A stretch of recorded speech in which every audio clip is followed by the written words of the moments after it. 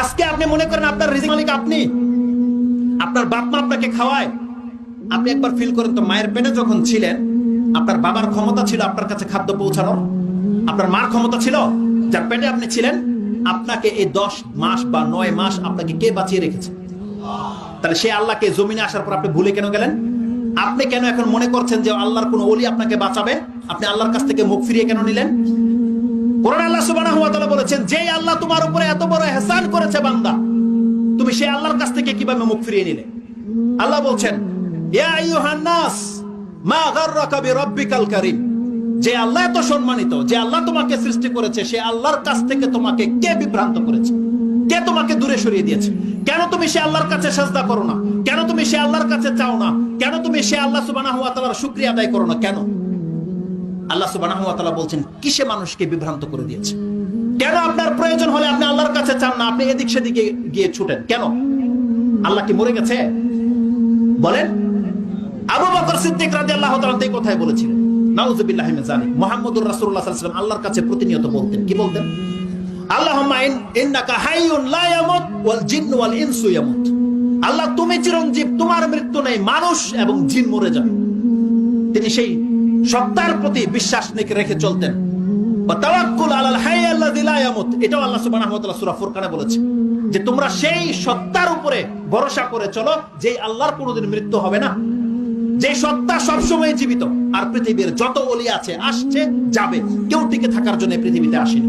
আল্লাহ বলেছেন, যে সত্তা তোমাকে সৃষ্টি করেছে, যার পাওয়ারে তুমি বেঁচে আছো, তোমাকে যিনি মায়ের পেটের মধ্যে খাদ্য দিতে পেরেছে, তোমাকে এখনো খাইয়ে যাচ্ছে, কিয়ামত পর্যন্ত তোমাকে দিয়ে যাবে, বান্দা তুমি তার কাছ থেকে কিভাবে বিভ্রান্ত হচ্ছ?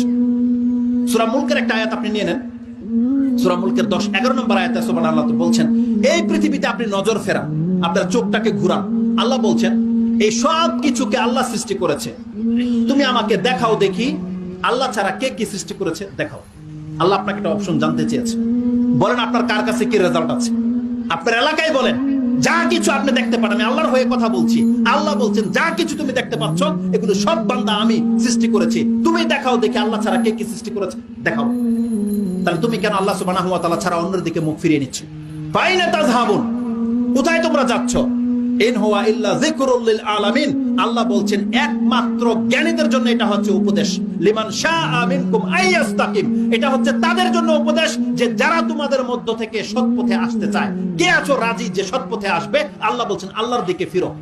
আল্লাহ সুবহানাহু ওয়া তাআলা সূরা আয-যারিয়াত তার 50 নম্বরে বলছেন, তাদেরকে বলে দেন ফাফিরু ইলাল্লাহ ইন্নী লাকুম মিনহু নাযীরুম মুবিন। আল্লাহ সুবহানাহু ওয়া তাআলা বলছেন, হে নবী আপনি বলে দেন ফাফিরু ইলাল্লাহ, তোমরা আল্লাহর দিকে দৌড় দাও, আল্লাহর দিকে আসো, আমি তোমাদের জন্য আল্লাহর পক্ষ থেকে এক সুস্পষ্ট সতর্ককারী। এই ভাষায় আমাদেরকে ডাকা হয়েছে। আল্লাহ সুবহানাহু ওয়া তাআলা বলেছেন, আমি তোমাদেরকে শ্রবণ শক্তি দিয়েছি, দৃষ্টি শক্তি দিয়েছি, কেন? যাতে করে এর মাধ্যমে তুমি আলেম হতে পারো, এগুলো ব্যবহার করে আলেম হতে পারো। কিসের আলেম? আপনার রব সম্পর্কে জ্ঞান অর্জন করেন, আপনার ব্যক্তিত্ব সম্পর্কে জ্ঞান অর্জন করেন, আল্লাহ আপনাকে কেন সৃষ্টি করেছে, মরার পরে কি হবে জ্ঞান অর্জন করেন আপনার শ্রবণ শক্তি এবং দৃষ্টি শক্তি দিয়ে। জ্ঞান এমনিতে হয় না। মুসান্নাফ ইবনে আবি শাইবা তিনি তার কিতাবে 26132 নম্বর একটা কোট আপনি নিয়ে নেন। আব্দুল্লাহ ইবনে মাসউদ প্রখ্যাত সাহাবীর একটা উক্তি রয়েছে, তিনি বলেছেন, ইন্নার রাজুলা লা ইউলাদু আলিমান, কোন ব্যক্তি মায়ের পেট থেকে আলেম হয়ে জন্মায় না, ওয়া ইন্নামাল ইলমু বিতাআল্লুম, বরং আলেম হতে হয় তাকে তলব করতে হয় জ্ঞান, জ্ঞান তাকে শিখতে হয়। এই কোরআন শিখতে হবে আপনাকে, আপনার চোখ দিয়ে পড়তে হবে, কান দিয়ে শুনতে হবে, তাহলে আপনি আলেম হবেন। ইমাম বুখারী রাহিমাহুল্লাহ তিনি সেম কথা বলেছেন, ইন্নামাল ইলমু বিতাআল্লুম, আপনাকে তলব করার মাধ্যমে ইলম হাসিল করতে হবে। এগুলোর জন্য আল্লাহ আপনাকে চোখ দিয়েছে, আপনাকে ব্লু ফিল্ম দেখার জন্য আল্লাহ চোখ দেয়নি। এই কানের মধ্যে আপনাকে অশ্লীল কথা শোনার জন্য আল্লাহ আপনাকে কান দেয়নি। আপনি আল্লাহর কালাম শুনবেন যদি আপনার প্রয়োজন হয়, ভালো কথা শুনবেন, এটার জন্য আল্লাহ সুবহানাহু ওয়া তাআলা আপনাকে মূল্যায়ন করেছেন। আল্লাহ সুবহানাহু ওয়া তাআলা আপনাকে মূল্যায়ন করেছেন বাক শক্তি দিয়ে। আসলে এটার একটা কিছু নজির আমি আপনাকে দেখাই। কোরআনে আল্লাহ সুবহানাহু ওয়া তাআলা বলেছেন, পশুকে আল্লাহ সৃষ্টি করেছে, প্রত্যেকটা প্রাণী কথা বলে, কিন্তু আমরা কি প্রাণীর কথা বুঝি না। আল্লাহ আমাদেরকে সে ক্ষমতা দেয়নি, কিন্তু আপনি কি বিশ্বাস করেন প্রাণী কথা বলে?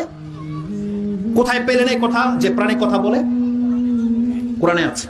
আপনি চাইলে সূরা নামল 27 নম্বর সূরা পড়েন যে সুলাইমান আলাইহিস সালাম পিঁপড়ার কথা বুঝতে পেরেছিল।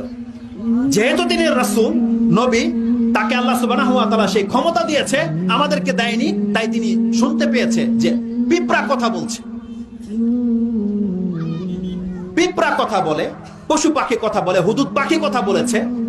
আম্বিয়াগণ বুঝতে পারতেন, কিন্তু আমরা বুঝতে পারি না। কিন্তু আমাদের একিন হয়ে গেছে যে আমরা যেমন কথা বলি ওগুলো এমন কথা বলে। কিন্তু আপনি কি মনে করেন মানুষকে আল্লাহ যে বাক শক্তি দিয়েছে, ওই গরু ছাগল ওগুলো কি এরকম বাক শক্তি দিয়েছে?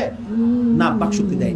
কোন গরু চাইলে এমন কোন কথা অন্য গরুর সামনে বলতে পারবে না যে গরু শোনার পরে ওর মতন কাঁদবে, ওকে ঘরে এসে খাবার দেবে। কোন গরু এটা করতে পারবে না। কিন্তু মানুষকে আল্লাহ সুবহানাহু ওয়া তাআলা এমন বাক শক্তি দিয়েছে যে আপনার সামনে তার প্রয়োজনটাকে একটু বললেই আপনার মন নরম হয়ে যায়। আল্লাহ কতটা বাক শক্তি দিয়েছে।